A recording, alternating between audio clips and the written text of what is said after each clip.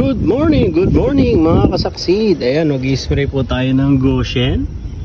Ayan, i-spray natin dito sa talong. So ayan na po, 7 dot na po siya. Ay hindi, 7 days na po siya. Ayan, 7 days na po siya.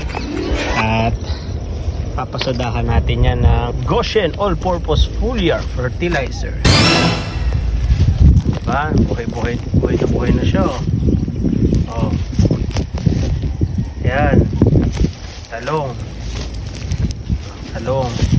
Ito naman po, ito may isa namatay siya. Wala. Namatay na yung isa dito. Hindi niya na kinaya. Medyo may mga dabo-dabo dito. Ito nalanta siya. Pero may tumutubo din. Hindi ko alam kung siya to. Hindi ko alam kung ramdam mo rin ata ito. At nabunan siya. Sayang naman. So yun. Ito papaya naman. Papaya naman ito mga kasaksid. Papaya. Ito rin. Namatay na siya. Ano kaya yung ano niya dito eh. Ano. Sayang. Yan. Ito din papaya mga kasaksid.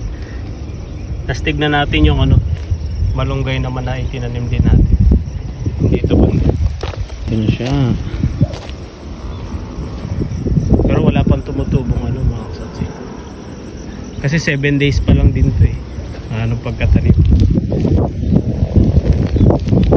kaya natin yun. Mga siguro wala kung kaya ng 2 weeks to, pero may tutubo din yan. Kaya isprehan natin yung baba nito ng Goshen. Let's go.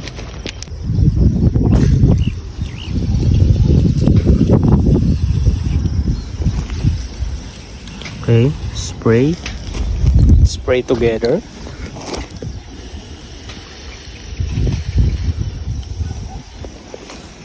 Basa lang guys, pwede na.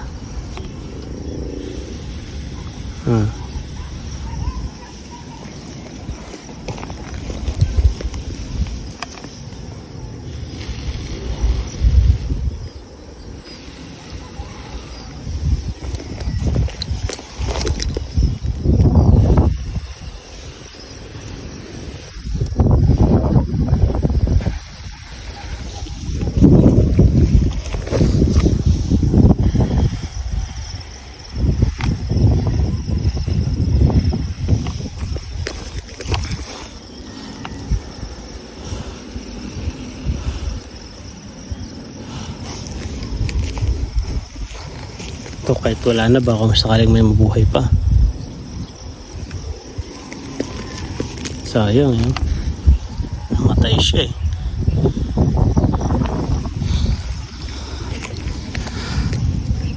Papaya.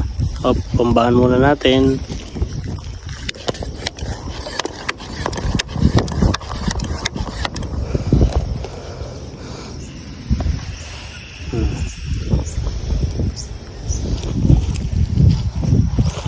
Ito wala na rin eh.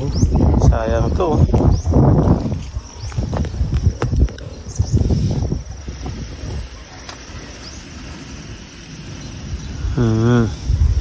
Sorry. Mabasa lang guys. Okay na yun. Natin yung ano niya. Try naman natin sa malunggay. Lagyan natin ng kanyang baba lang.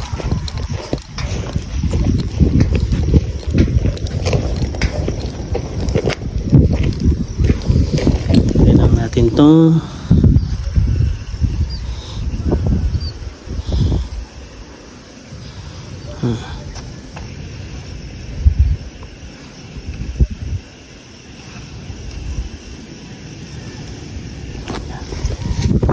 Pasayin lang natin.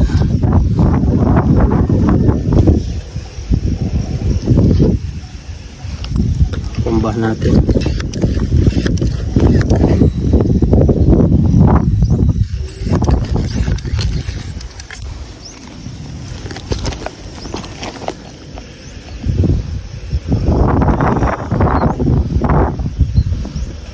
Ayan mga kasaksid yung ano pala natin pag i-spray natin lalo na sa talong, ayan sa mga gulay. Ang nilagay ko lang dito 3 kutsara sa sa 1 liter po na tubig. Yun po yung ginawa ko. Pwede nyo pong sundan yun mga kasaksid para spray ko dito para basa yung niya.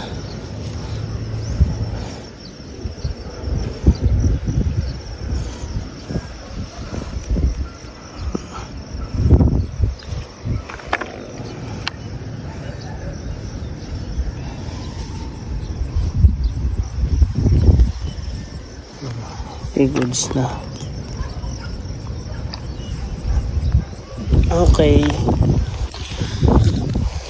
Tapos itong natira, gagamitin natin ito sa mga susunod pa ulit. Kaya dito lang natin ito ilalagay.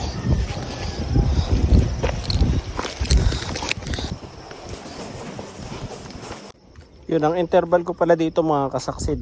Every 7 days po ang interval ko dito. Every 7 days. Goods na yan pag every 7 days. Palag-palag na yan. Okay. Tapos yung natira po pala mga kasaksid, ang gawin po ninyo para hindi po siya sayang, ilagay nyo na lang po sa malilim na lugar, no? Para hindi dapat siya naka-direct sunlight para hindi siya masira kasi magre-react yung mga good bacteria sa loob. So kailangan nasa lilim siya mga kasaksid. Yun lang, at syempre maganda siya lalo na sa mga sa flowers. Nasubukan na pala natin sa Baguio, no? Hintay lang natin yung resulta. Kasi nagpa-testing tayo doon. Ayun. Let's go.